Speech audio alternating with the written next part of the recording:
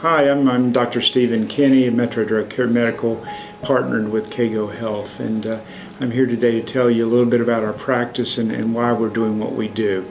I was a family care physician for a number of years and was tired of the assembly line of having patients come through every 15 minutes. You really never got to know the patient. You just sort of saw them for a few minutes and then they were out the door.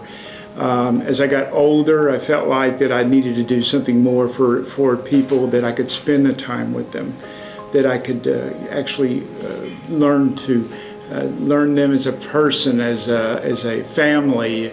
And so I go into people's homes, and it's amazing what you see in a home care setting versus in an office setting.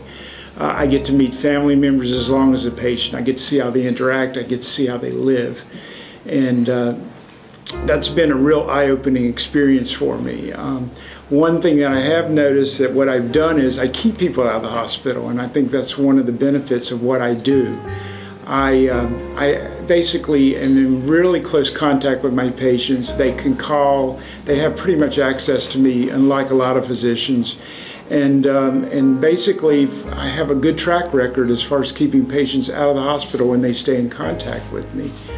So that's one of the things. House calls for a long time were a very normal part of medicine. Probably about 20, 30, 40 years ago, that's what the doctor did. He went to do house calls. But it seems like insurance companies and the way our medical field went, we became more of an office setting practice. And I think that was dictated by the doctor needing to make money, and he had to see more and more patients to do that. So as I got older, I felt like the money wasn't as big of an issue as the time I wanted to spend with patients. So I spend minimum typically 45 minutes to an hour when I go to a house call. And I answer pretty much all the patients' or families' questions. And if there's anything I don't answer, I tell them, here's my number, give me a call.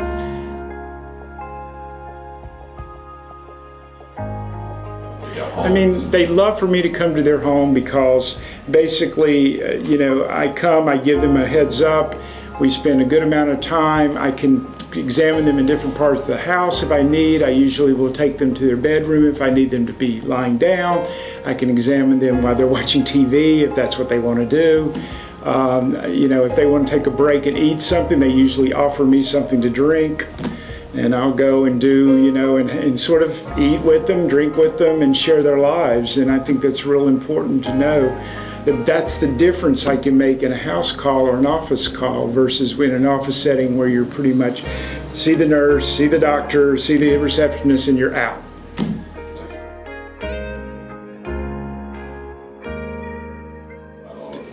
A wide range of patients. I typically now more of an adult medicine patient. I do see children, but typically over the age of 12. My age group is, of course, 18 to 100. My oldest patient's 100. A lot of them are homebound and they're have Medicare, but others are not. I see tourists coming into Washington, D.C. They're here from another country. Sometimes they don't speak English, sometimes they do. I see them for acute problems. I basically assess it, decide if I can help them or I have to refer them on to, say, an emergency room setting.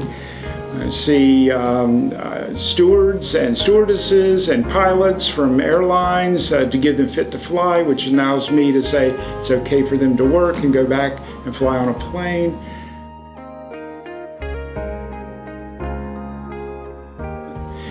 Not a lot of hobbies like I used to have, but I used to love to do photography. I used to paint, I used to travel, I used to water ski, I used to snow ski. But then as I became a physician, those things became less and less of a time that I had time to do. So I still try to make time for travel, and I'm going to be doing that shortly. And I still like to do some photography. I've taken some courses where we go around the DC Mall area and do some nighttime photography classes and take pictures of the monuments of DC at nighttime. And did that one time. Sports, still like sports, not as much as I do. I'm more of a fan, like the Nats, but they will never win anything, even though they've got a lot of talent.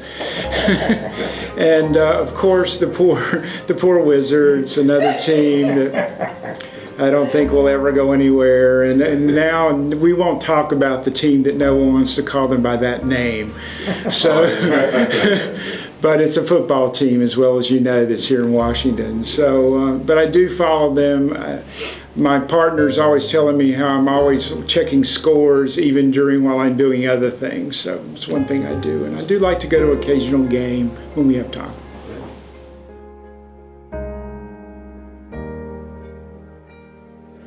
So I've been asked sometimes about what are the things that someone needs to do to maintain their optimal health. And I think one thing is you have to be educated about health in general. What in your age group is good for you to do, not to do. I always tell people everything in moderation is a great saying, because I find that when people follow that rule, they do better. But I think typically you need to be educated. Don't Google too much, because I think people get confused when they Google things as far as medical terms. I think you need to have a really good relationship with your physician. I think you should be able to talk with your physician just like you talk to your friend. I think you need to follow his advice when he or she's advice when they give it to you. Because I think it's a frustrating thing for me is when I try to tell people and educate a patient what to do and what's best for them, and they do just the opposite. It becomes a very frustrating thing for me as well as for the patient.